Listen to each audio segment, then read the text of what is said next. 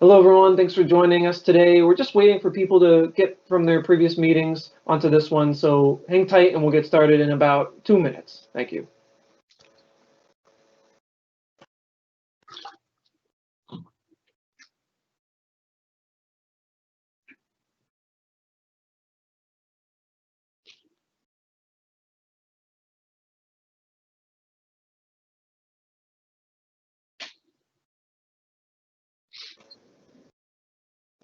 Once again, everyone, thanks for joining us here. We're just waiting a minute or two for people to join.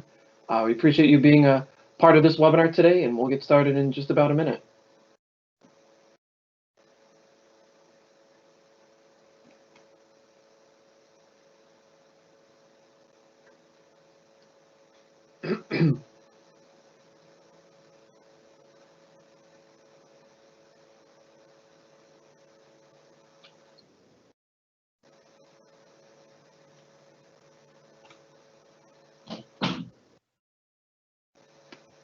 All right, looks like we have a good amount of people here, so let's get started. Hello, and depending on where you are in the world, good morning, good afternoon, and good evening. Thanks very much for joining us today for today's EdgeMarc Intelligent Edge product update webinar. Today, we're going to give you the latest on our portfolio, including our Ribbon Analytics application suite, working alongside EdgeMarc and EdgeView to deliver a 360-degree understanding of IP data and communications usage. And we'll also discuss how all these solutions help you generate additional revenue streams. Additionally, due to time constraints, Phonism will not be able to join us today for this webinar. We'll have more information on their solution in early 2021. Ribbon has a partnership with Phonism, and we're going to continue to work with them closely. And today's presenters are as follows. First, we have Greg Zweig, Director of Solutions Marketing. He's going to walk you through the specifics regarding the EdgeView and EdgeMarc portfolio, including specifically Microsoft Teams and Zoom certifications. Then we're going to have Walter Kenrick, Senior Director of Analytics and as a Service for Ribbon, who's going to talk about the Ribbon Analytics application portfolio. Finally, we have Paul Kratz, Chief Field Architect for the Edge portfolio, who will be handling questions that come in, as well as John Macario, Senior Vice President of Channel Marketing. Finally, as I mentioned, we have people that will be answering your questions. You can submit a question by putting it in the Q&A window, and we'll look to get to it as soon as possible. And additionally, please note that you will get the webinar replay within 24 to 48 hours of this webinar. And with that, I'll now send things over to Greg Zweig, Director of Solutions Marketing at Ribbon, who's going to talk about EdgeView and EdgeMarc. Greg, you there? I am, John. Thank you very much. And I'm just working here to make sure we can get our slides to advance. So bear with me, folks, for just one quick second. Hopefully we'll get. John, I may have to ask you to take control back because for some reason my PC refuses to allow that to happen. Yep, no problem at all. All right, great. Thank you. We'll get there one way or another. So as John mentioned today, we're going to spend a few minutes talking about the EdgeView portfolio. And before we get into all the details about that, we're just going to put a little context around what we see happening in the marketplace, and hopefully we'll be curious to see how that sort of matches what's happening with you. We'll talk a little bit about EdgeView 16.1, which is coming out in a week or so. Talk for a few seconds about the EdgeView portfolio, and then I'm going to turn it over to Walter to talk about how we're leveraging EdgeView and EdgeMarc as part of a total solution for analytics. And with that, John, if you can bounce to the next slide. So I think we all know this, but in the last week or so, we got another example of how things are changing. Some of you may have seen Panasonic, who's been in the key and PBX space for decades, is actually shuttering their PBX business. They announced that it'll be gradual phase down over the next couple of years. But I thought it was really interesting and really sort of a microcosm of what we've seen over the last couple of years. On the right, you can see this is actually, I cut and pasted directly out of the letter that Panasonic sent their partners. And, they're seeing the same thing that we're seeing in the marketplace, which is, a rapid shift to cloud-based solutions. And they're also seeing a big shift in the type of demand they're seeing with solutions from Teams and Zoom and others. And if you would just go to the next slide, John. Looking at this marketplace, if you haven't been paying careful attention to the raw numbers, what we've seen over the last 12 months. Microsoft has added about 100 million daily active users in the past 12 months. So, if you look back at November 2019, they were sitting at about 20 million daily active users on Teams. Today, they're just under 120 million. So, and a big chunk of those obviously added this spring. Likewise, Zoom, we've seen, I think my coworker, Brian Gregory, put it, Zoom has become its own word like Kleenex, for how collaboration works. We've seen they're now grown to over 300 million daily active users, and over 300,000 of those users are paid organizations with 10 or more users. So number of large companies, not just SMBs, that have moved to Zoom. As a result of that, you've seen Ribbon invest significantly in this marketplace. All of our EdgeMarc and ESBC products are now both Teams and Zoom certified, and we'll talk about that in a minute. And as you look at the graph in front of you, you see that our own survey data shows exactly what's happening in the marketplace. Now, for a little bit of context, over the last few months, Ribbon has actually initiated a significant survey, 4,500 business and IT leaders across the globe, major countries across the various regions. This is a survey we've been doing for a number of years, and each year we modify the survey a little based on the sort of situation around the world. So obviously, this year we asked a number of these customers, what are you doing for collaboration tools during the pandemic? As you can clearly see in the data, Teams and Zoom are clearly dominating the space. And if you look, the blue line is for the 1 to 100 of the SMB folks. The 100 to 1,000 seats is the cranberry colored line, and the yellow line is for 1,000 and over. And it's interesting to see really, these two are really dominating, and even some of the perennial like strong players like Cisco WebEx and GoToMeeting have nowhere near the share that Teams and Zoom have. And if you go ahead, and the other thing that's interesting is that it's clear as well that the pandemic is fundamentally changing how our customers think about work. If you look at, if you do a survey and you ask customers, what percentage of your employees were working remotely at the beginning of the pandemic, and you see this across the board regardless of the size of the business. You see that 50, 60, 70% of the people working in offices. But then obviously as soon as the pandemic hit, major shifts. But I think what's interesting is you see how many of these companies ultimately expect that a large percentage of their employees going forward are not going to be in the office full time. And this is part of the survey data that we pulled together in October. We've seen the same kind of data coming from other third parties, and pick the name. But fundamentally, we expect a whole shift in where our customers are located, and we expect as a result of that, it's really going to change how the solutions that you deliver to the marketplace are used. And we'll talk about that in a little more detail as well. So let's jump in and talk about the Edge portfolio. As many of you know, we've been working over the last few years to integrate the whole EdgeMarc portfolio with our ESBC portfolio. We've put a lot of time and effort into continuing to drive the value of the EdgeView solution, because we recognize that a lot of the value of these products comes from the ability to centrally manage and report on thousands of instances. We've also put a lot of effort into the EdgeMarc appliances themselves. We released the new 6000 as an example with a whole series of LTE services, and we focused on different iterations. And we've also put time and effort into integrating our existing portfolio. So for those of you who are less familiar with our existing ESBC portfolio, one of the biggest pieces of that is our Session Border Controller Software Edition.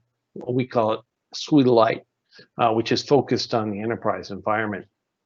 We've over the last several releases of EdgeView and the SBC Suite Lite, we've put a lot of time and effort into making those two manageable together, because one of the things we realize is fundamentally we expect more and more customers are going to be looking for a way to provide session border controller services via cloud-based services. And as they do that, it becomes more and more important to be able to manage those, because you don't have a physical box that you can go out and touch. So how do you keep track of all these cloud-based instances? And of course, as I mentioned earlier, as we make all these changes, we worked closely with both Microsoft and Zoom to certify all the solutions. So as we move forward to 2021, as I sort of touched on, we expect to see a number of changes in the portfolio, not just in our roadmap, but how you all use it. So we continue to expect to see you put more and more focus on our management tools. We think the way the edge hardware is used is going to change a little bit.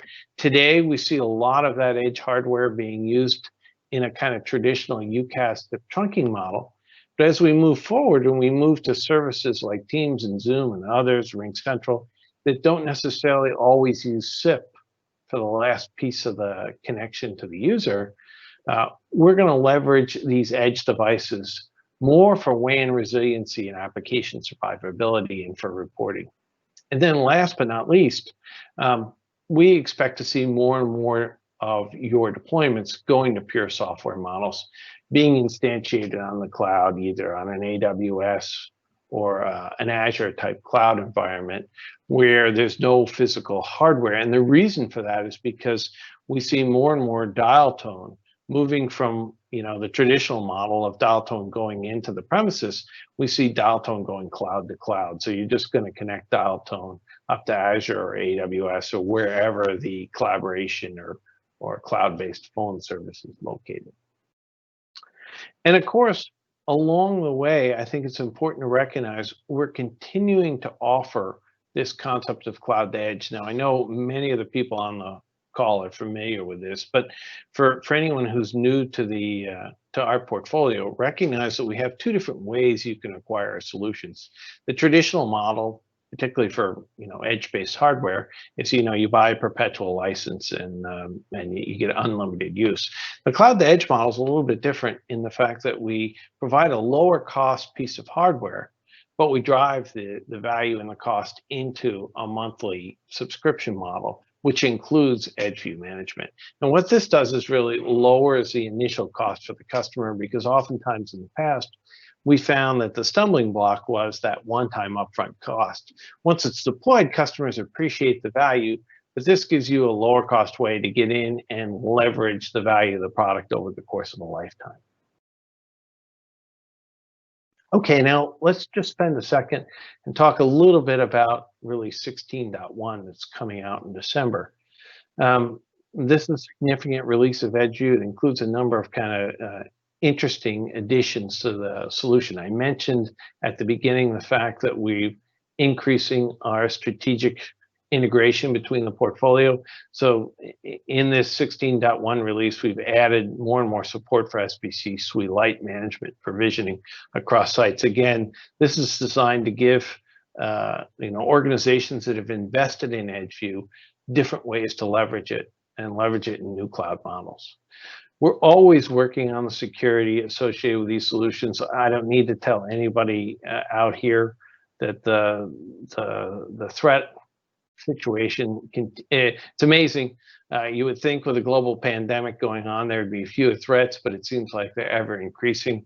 We've added a series of per device certificates. So traditionally what we've had is that EdgeView had a common certificate for all the EdgeMarcs, but we now added per EdgeMarc certification using the X509 standard for public key certificates, which is kind of a well-known solution. We've also made little tweaks, like we've changed the navigation bar so that it hides fields from tenants. Any of you know that one of the biggest source of nuisance calls is people start clicking around in these interfaces and they see stuff. They say, hey, how do I use this? How do I leverage this? I'm not familiar with it. Well, the reason you're not familiar with it is because it's not offered to you. So it's easy to grade these things out so it doesn't become a point of contention. We've also added this concept of collection cards, just a simple but valuable way to display, status of devices within a hierarchy. So in other words, you can look at a whole series of elements at the same time. It gives you kind of a nice summary window. Another big request that comes up is the ability to add your own logos and custom footer messages. The logo is pretty obvious. It gives you a way of clearly denoting the value of your solution. And then the custom footer messages can be used for branding. And a lot of customers want to use that in today's environment for legalese, so they can reflect on the fact that, they have certain proprietary and confidential statements or similar privacy statements that they want to be able to leverage as part of the login. We've also added a number of very simple reports. This is a good example where we tried to take your feedback.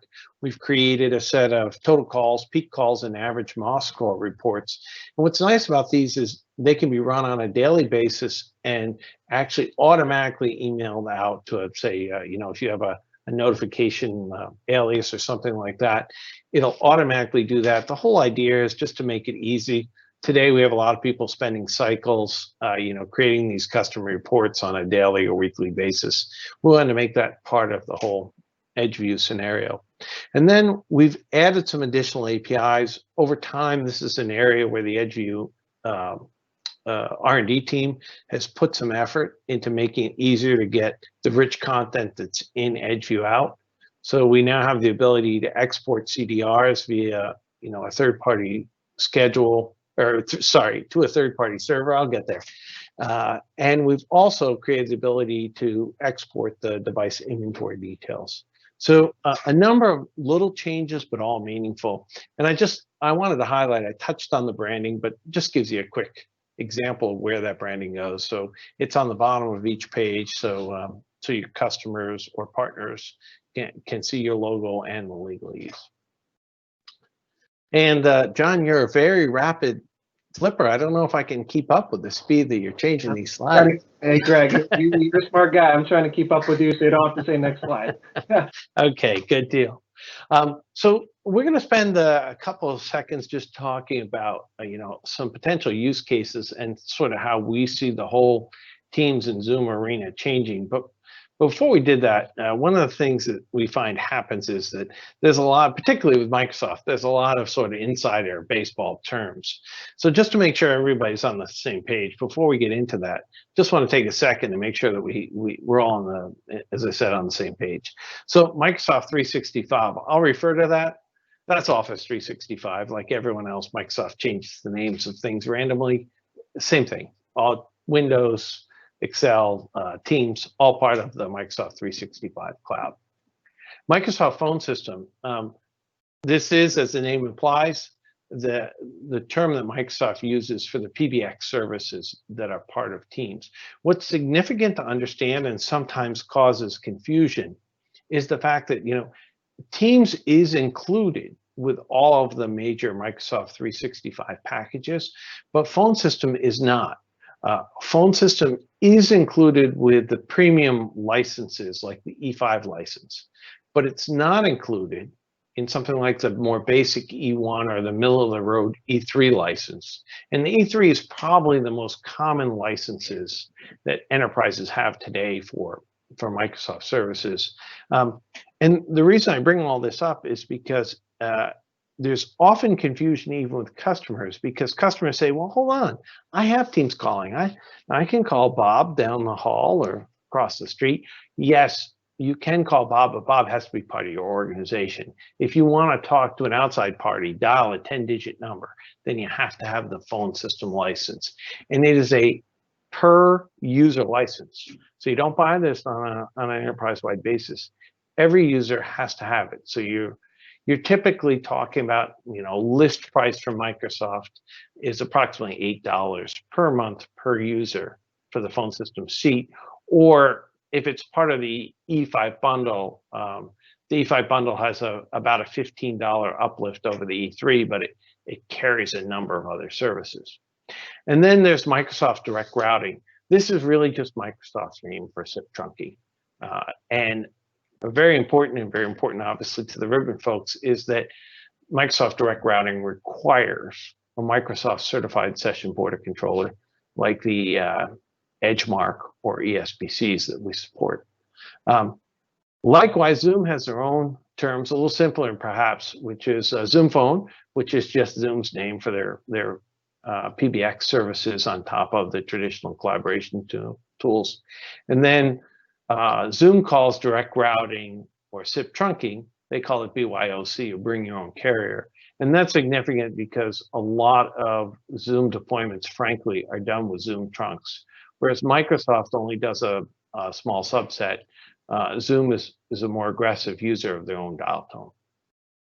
So when you move into these models where you're thinking about Teams or Zoom connectivity, it is kind of an interesting space because traditionally, when we talk about UCaaS access and what most of us are familiar with, we think of something where you're automatically putting SIP phones and SIP clients out at the edge.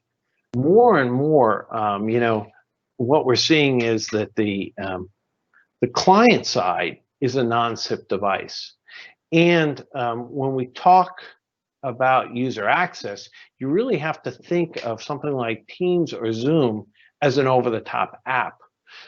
Where we see the value of our edge devices in that model is really in managing the last mile.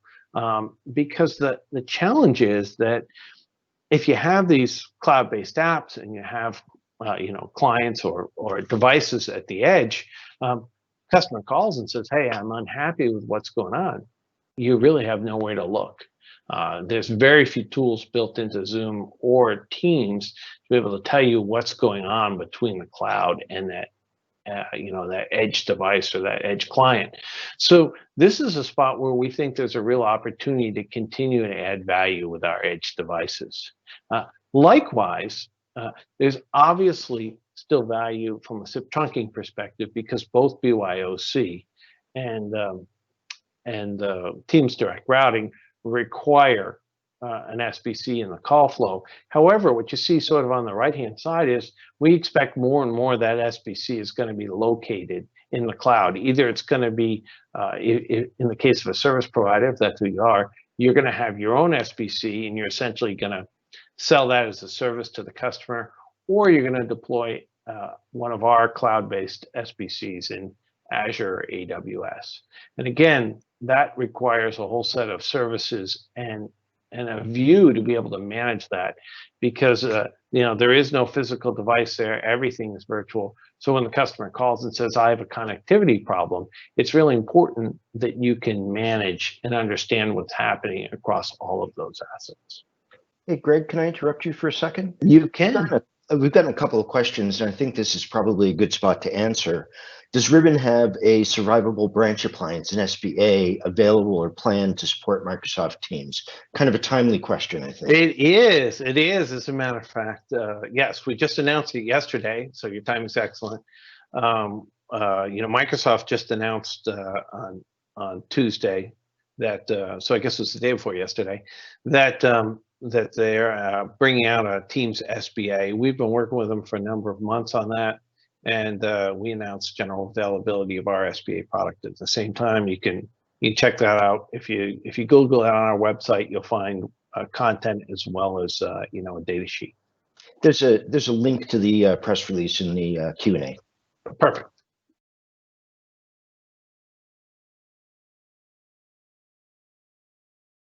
Did you have another question, John, or just that one? Just that one, Greg. Thanks. Oh, sorry. You caught me with that. So kind of going back to the point, I think what we want to get across is that even though Teams and Zoom are not traditional SIP services, the same value equation that many of you have had for years with the EdgeMarc and EdgeView is still applicable in these environments, particularly if you're the service provider that owns the last mile. And if you're an MSP and you don't own the last mile, you're still often accountable for that. So these kind of devices can really help you create a value-added service to customers. And I do want to kind of just touch a little bit more on the fact that, if you are using EdgeMarc across the public internet, we recognize that particularly for smaller customers who don't have, say, an SD-WAN type service where they get that kind of active management. Edu provides a lot of those similar services, including support for multiple WAN links. So if you're in a situation where you have a customer with any kind of a mission critical environment, Edu will allow you to connect multiple WAN links together and do a seamless failover between them. In addition, if you're not familiar, and we'll touch on it in just a second in a separate slide, the EdgeMarc 6000 actually has a built-in LTE radio, which will offer you additional level of failover, so you don't just have to rely on terrestrial services. If you touch on that, and if you would, John. If you're not familiar, as I said, with the 6000, we introduced this about a year ago, and we rolled out the LTE radio slightly after.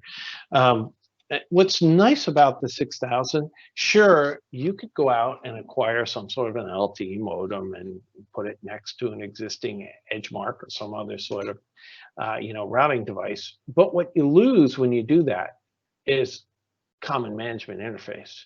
So, what makes the 6000 so nice is it's completely integrated. So all of the other traditional EdgeMarc services are there. But then the whole LTE environment is there. You can easily connect it to external antennas. You get all the services of an LTE modem fully integrated. So you're going to be notified of a failure, and you can centrally manage both connections. So in other words, both the terrestrial and the LTE environment at the same time. And then even beyond that, if you are still using something like a traditional SIP UCAS service, built into the EdgeMarc, we have basically think of it as a small PBX, asterisk type PBX capability. So we can act as a local SIP registrar if you lose connection to the network. And if you choose to deploy an EdgeMarc with an FXO port on it, you can actually reroute that traffic out to a traditional analog or digital port. So, no matter how you cut it, there's a lot of survivability options available in the portfolio. And I won't read this to you, but this just kind of touches on some of the details around the 6000 itself. As you can see, a lot of concurrent callcast capability, over 500, redundant Ethernet and optical link options, and then your choice of FXO, FXS, and PRI as well. And then last but not least, I did want to touch on one thing. Early in the year, we introduced a small centrally managed ATA we call the EdgeMarc 300. Now, this is kind of an interesting solution, particularly if you think about this cloud environment we're going into with things like Teams and Zoom. I think we're going to see a time, as we said shortly, where a lot of dial tone doesn't come into the premises. In fact, there's no hardware in the premises. But that doesn't eliminate the fact that you still have traditional analog devices. You have elevator phones. You got the fax machine. Somebody still uses fax. Door phones. These kinds of simple devices still exist in the premises, even if everything else goes to the cloud. What's smooth about the EdgeMarc 300 is the fact that it's an EdgeMarc device. In other words, it's EdgeView managed, the ZTP. Unlike these, $35 ATAs you can buy at Best Buy, this is designed to be part of the telco network.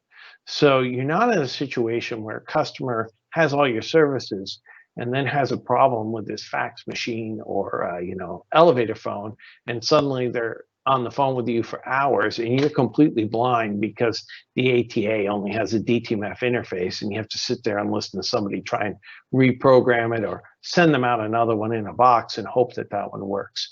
The whole idea behind the 300 is that it's designed for central management and central deployment. So if you haven't taken a look at this, it's available in either 2 or 4 ports. It's very cost effectively priced for the service it delivers. And with that, I'm going to turn it over to Walter to talk a little bit about ribbon analytics.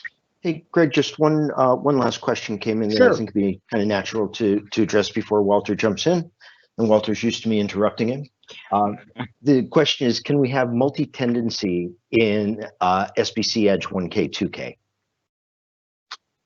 Can you have it's not really designed for that. No, it's easier. It would be much easier if you want to do multi-tenancy to do that with a SBC SuiteLite.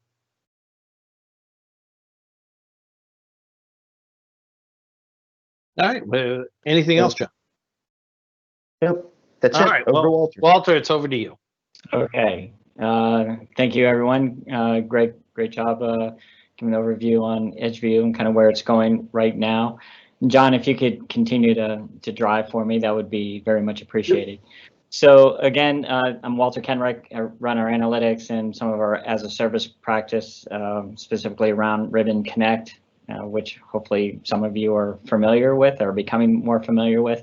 But here I'm going to talk today more about what we're doing around analytics and how we can help support some of these EdgeView, EdgeMarc environments, as well as with Microsoft Teams. But before I kind of jump into that, I just want to make sure everybody has a pretty good grounding of when we talk about analytics, what are we really talking about? And it's much more than the management platform that you would have with EdgeView. Here we're collecting enormous amounts of data across the network. We'll pull from our SBC core product line, the 5K, 7K, SWEs, the 1K, 2Ks, and now we're going to be even pulling from data from EdgeView so we can get better insights to what's going on in that level of the network. In addition, in providing some of this visibility that we have, we don't just look at necessarily voice, we can look at any type of traffic. And so we do have the capabilities now with a data capture engine that's basically a probe, software-based probe that would sit in the network. And so we can look at third-party devices. Our whole goal is to be very agnostic in terms of what we're providing. We also are very prevalent in some of the multi-mobile space around 4G, 5G environments, and with the legacy 2G, 3G, and that'll allow us to extend into some of these IoT environments with the probe we have. So we're really trying to focus on how we can help our partners, how we can help our end customers get better visibility in terms of what is going on in that network. And how we're doing that is basically providing the right insights. So we're providing this high-speed data ingestion engine to where we can correlate and aggregate all of this data. We can provide enrichment as well. So, if you wanted to look at maybe rate sheets associated with calls and line up certain costs, we can provide that level of detail, provide machine learning algorithms and capabilities to really pinpoint where certain problems are found, or even to forecast. We have some new things that are going to be coming out at the end of this year, and we'll have a separate webinar to go into more detail, totally around machine learning in terms of what we can do to do root cause analysis, taking weeks down to minutes in terms of pinpointing where problems are, as well as forecasting the network, being able to look out and forecast out based on certain trends where certain things are. And so all of those insights are part of the base platform that we're offering. Now, just doing that is great, but as you look at kind of what's really required in the market today, you need to be able to provide some type of action back into the network, and being able to provide, whether it's policy orchestration, pushing policy to our devices such as our PSX, or looking at how we can do cost optimization through least cost routing type of algorithms, looking at network and making sure that the network path that is being taken is, one, the best path, but also the most cost optimized, those things. And then certainly with the incident detection, looking at fraud, which is very prevalent and just a huge burden on a number of enterprise organizations today. And so that action, we can pass that policy or feedback loop right back down into the network to be able to invoke some type of action on that particular network device, whether it's like a 5K or maybe your 1K, 2K, or a suite type of device. So it's very compelling type of solution. Hopefully you've had some different types of views and been able to attend some of the webinars, and as well as we provide on a quarterly basis a whole user group segment to really kind of drill down into a lot of the fine components of the platform that we have. So John, if you could just skip ahead to the next slide. So there are a number of out-of-the-box use cases that we have. The first one, just starting up in the left-hand corner, I think is probably one of the bigger ones that a lot of our end customers are really using today, is around fraud detection. So being able to look at, anomalies that are happening in the network, so we can get a baseline over historical trends of what's normal, and then be able to look at anything that would fall outside of those normal behaviors. And we can do that through some machine learning techniques that we have in terms of training the system to look for those different types of incidents, or you can also create your own different types of what we term incident detectors to look at different types of rules-based structures. If we see X number of calls from a certain prefix, in a certain time frame, maybe it's some type of TDOS attack or some type of robo attack. So we want to be able to mitigate those. As we all know, fraud has a huge cost burden associated with it. We also have robocall, in addition to what we do at Ribbon, specifically around stir shake and some of our call trust solutions. The analytics platform has the capability to isolate and detect robocalls, nuisance calls. We can embed third-party databases such as NomoRobo, which we offer to our customers and to keep that up on a regular basis as part of a subscription package. So here we can look at the network and be able to say, hey, these are robocalls that are coming in. Let's stop them. Provide some type of policy back into the network to stop those. So you have kind of those security framework type of out-of-the-box applications, but we also have things around network operations. So looking at the quality of service, how are my MOS scores? Am I seeing any type of degradation in my devices, my end devices that are out there, or gateways, or is there a problem with specific trunks? How do you look at that so you can avoid any type of customer issues and be able to address SLA type of penalties that may arise as well? So we give those types of reports out of the box and easy. In addition, as you're trying to isolate certain problems, a lot of people, we can see a specific SIP PDU in a ladder diagram, but you don't really have the end-to-end wide view. And so what we're able to do in the platform is collect all those PDUs and being able to provide the network-wide ladder diagram, so you can see hop to hop and be able to isolate maybe where problems are happening as you're trying to debug the network. So as you as a partner, you could offer this as a potential, the quality of service, network ladder diagram, or even the security as part of an offer that maybe you want to host, or some type of consultancy type of program that you may want to bring to your end customers. So let's move ahead, John. So kind of specific to this particular webinar that we have, one of the big things that we did, and it's coming out in our 2012, and just bring everybody up to speed on kind of our release cadence. 20 is the year, 12 is the month. So December of 2020, and so you'll become familiar. We had a 2010, so that was October of 20.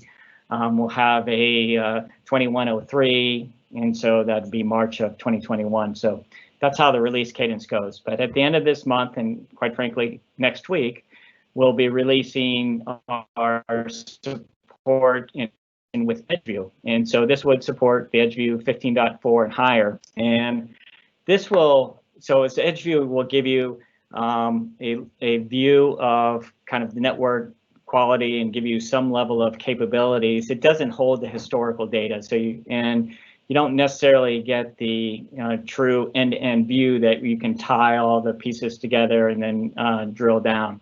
And so what we're doing is we have a direct integration through one of the APIs that EdgeView is exposed for us to pull in CDRs, all the SIP messages, all the stats associated with it on the EdgeMarc devices, and being able to aggregate that down all the way down to a collection level, all the way down to a device level, or across the entire network if you're managing your end customer traffic through EdgeView. And so here you'll be able to explore through kind of all the dashboards. You'll be able to generate different types of KPI sets. We already have a lot of the out-of-the-box different types of views for you, but you also get that network-wide ladder diagram. And so you'll be able to look at that traffic really from the core to the edge of the network, which is something that you currently don't have available to you today, but things like the Ribbon Analytics will provide that capability. In addition, as I was talking about some value-added services, you'll be able to set up incident detectors to look for fraud. So as we're pulling in all of these CDRs, we're going to have visibility in terms of different types of anomaly. We'll be able to set up, different types of views to look at, is fraud happening on a particular segment of the network, or some of my customers being impacted. And so that's another kind of value-added sale that you could provide to your end customers by bringing in the Ribbon Analytics. And certainly, you can track and flag all the way down to the edge device level to really understand. So we think there's a lot of value in terms of, as you're managing the edge view, to have that historical data and really can provide some more insights and actionable insights into the network, so we understand what the capabilities are, and you can provide even more value for your end customers. You can go to the next slide, please, John. So there's the EdgeView side, and then there's also the Microsoft Teams side. So Microsoft Teams as well, some of you may or may not be aware, also provides an API to extract different types of call quality type of data. And so we're pulling that information directly from Microsoft Teams in. This is actually going to come in our, I think that's our 2103, so our March of 2021 release, to where we'll be able to pull in all of those call detail records associated with Microsoft Teams that they expose in their interface to us. And kind of the unique thing that we'll be able to do here is to be able to tie that back in with the SBC, because as Greg mentioned, especially as you're doing direct routing for your particular customers, is you need an SBC. So wouldn't it be great if you could correlate and tie together the complete call path from that SBC to Microsoft Teams to understand that end-to-end view? And so you kind of have a single dashboard view to look at those WAN related metrics, to understand the quality of service that's going across, look at different types of usage minutes tied with that, and really understand kind of that whole media flow that's going through the SBCs, as well as all the way down to Microsoft Teams. So it's going to be, our feeling is going to be very important to provide that end-to-end type of view for the end customers. And so you're going to hear a lot more about this as we roll this out into the first quarter of next year. Okay. So we just gave you a quick snippet on a couple of two key features, one that's going to be out next week, the next one that's going to be out Q1. But how do you make more money with analytics? Kind of what's the value prop? And the way that we see it is that we provide it on the service, the capability. It's all software based, runs in AWS as well, but it's all on an annual term basis. So basically a 12-month term license for the end customers. And we see that you may not just want to start with everything out of the box. To me, that's not necessarily the right way to go. We want to get our customers hooked into the value of analytics, perhaps start maybe with the operations, or you start with some of the security type of applications, and then build out from there. So what we're providing to you is, those applications, so you don't have to do the heavy thinking in terms of, okay, how do I kind of fit all this stuff together? We want to make those out-of-the-box experience as easy as possible for you, but certainly there's the capability to where you can kind of build your own framework. You can build your own applications because the frameworks exist there. But our feeling is, providing the capabilities, if you were to start with, say, the fraud, maybe you want to move to operations, or we see a lot of customers starting with the operations and then going to security.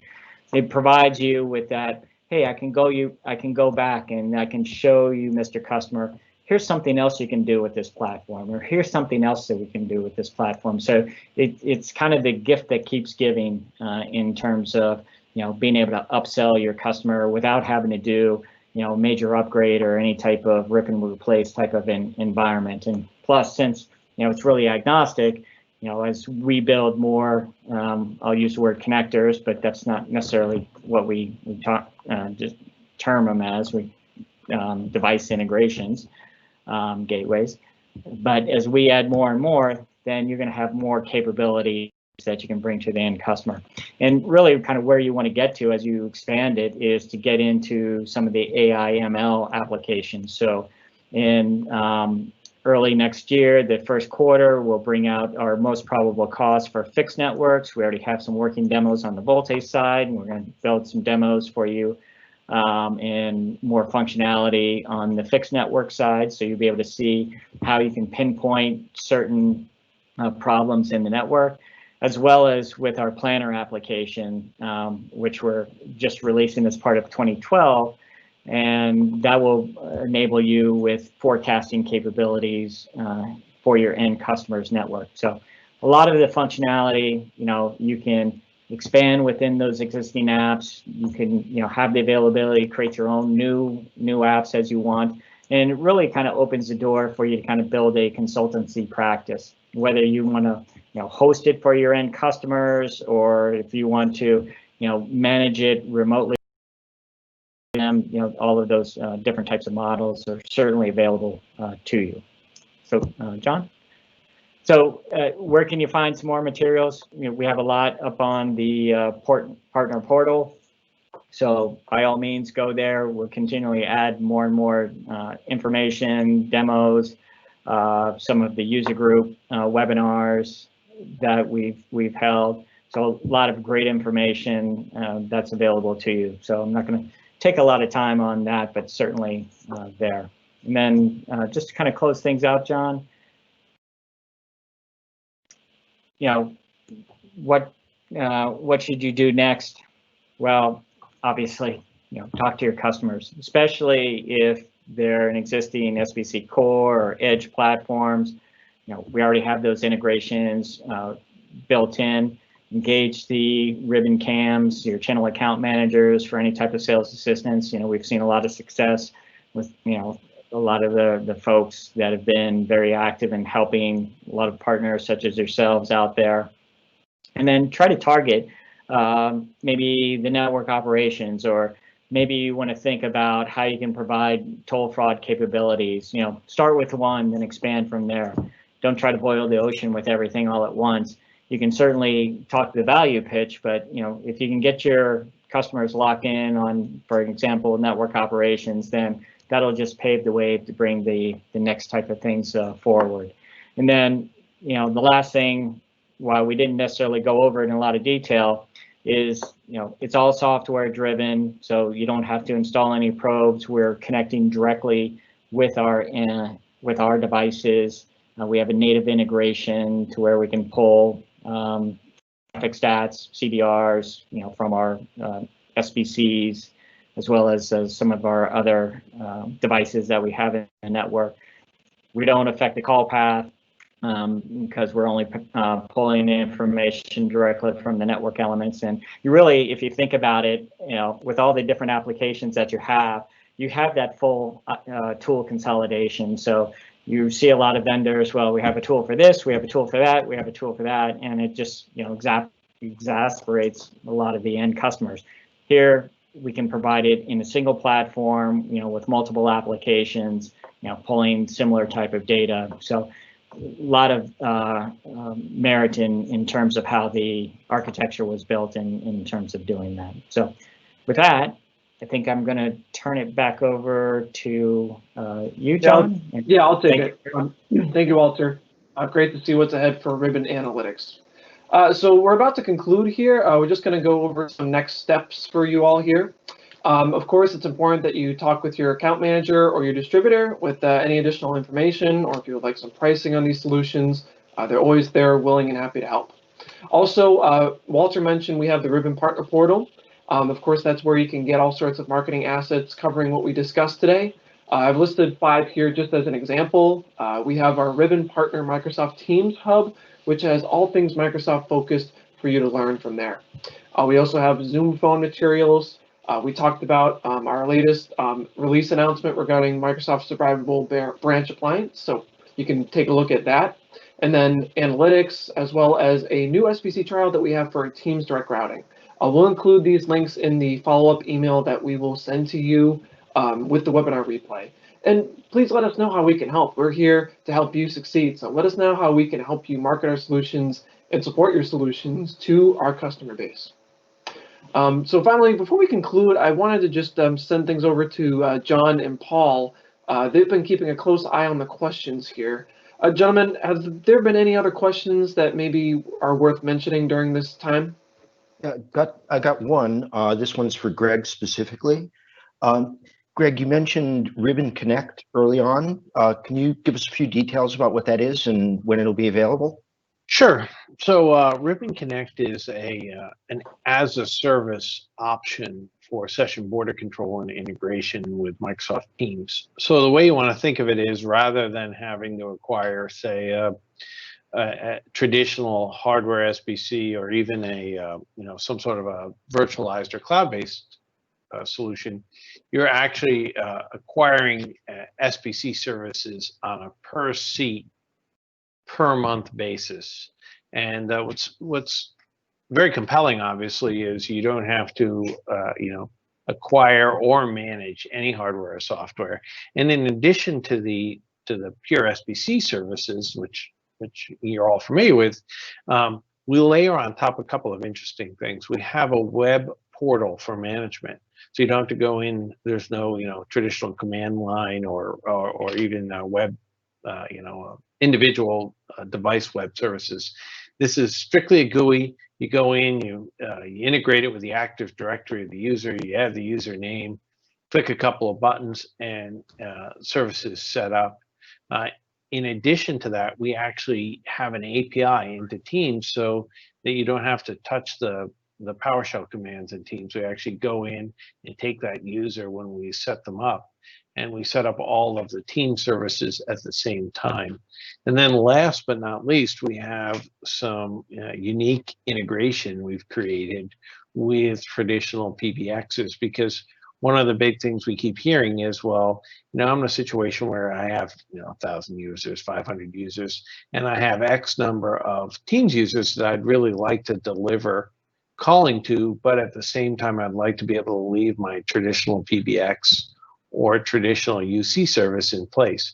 And I should mention, it doesn't just work with a traditional PBX, it would also work with, say, a BroadSoft UCaaS service. So we give you that ability to actually integrate the legacy service and the next generation team service at the same time. And again, all available on a per seat, per month basis. It's great. So that's coming out. Oh, sorry, I didn't mention that. Thank you to me for my street man. That'll be out at the very beginning of January, and you'll see some specific webinars and education on that. Right, and it will be available through certified Ribbon distribution channels. One more question related to Ribbon Connect, and then there's another one for Paul. So on Ribbon Connect, Greg, is Ribbon going to be selling that direct to enterprise? It'll always be through a channel partner. Fantastic. And then Paul, I know you've been responding to this one privately. The question is, on the Ribbon Edge devices, can the customer use his own firewall, or do we need to NAT in the Ribbon device? Yeah, so in general, there's a couple of different ways in which we can coexist very well with the customer's firewall. There are some architectures which might restrict your ability to manage and monitor some of the voice applications, and depending on how you do it. So we do have a recommendation, and that the EdgeMarc itself should be at the LAN-WAN interface, but there's multiple options where you can still have a customer managed firewall playing its traditional role and get all the benefits out of the EdgeMarc on the customer prem with the Teams direct routing or not. That's great. And then Walter, one for you. When the Teams connector is available and the Edge connector is available, can they be running at the same time? Absolutely. So the EdgeView integration, as I said, is coming out in 2012, and then in Q1 we'll have the Microsoft Teams integration. But we can have, obviously both of those running at the same time. Those are interfaces that will support, as well as pulling data from our SBC core product line, or GSXs, or even our data capture engine, which is our probe. So very scalable solution in terms of the types of data that we can pull in, the amount of data that we can pull in. And we also have third-party integrations with things like Oracle SBCs, and we'll be looking to continue to add to those. All right. That's fantastic. Paul, I haven't seen anything else in the question box. Anything from you? No, I think we're good. Okay. Very good. John, one thing I do want to mention, if anyone on this call is a Ribbon partner and you do not have access to the partner portal, you can click link on our website, or you can send an email to channelmarketing@rbbn.com, and we can get you set up. Also, do want to mention, following on Greg's description of Ribbon Connect for Teams Direct Routing, I put a link in the Q&A box to the webpage on rbbn.com that has all the information, follow-up information that you might want on that product. Excellent. Thank you, John. Thank you, everyone, for being a part of this webinar today. We're looking forward to continue to helping you with your solutions and supporting you as you move forward. And this will be our final webinar of the year. Have a great holiday, and we'll talk to you all very soon.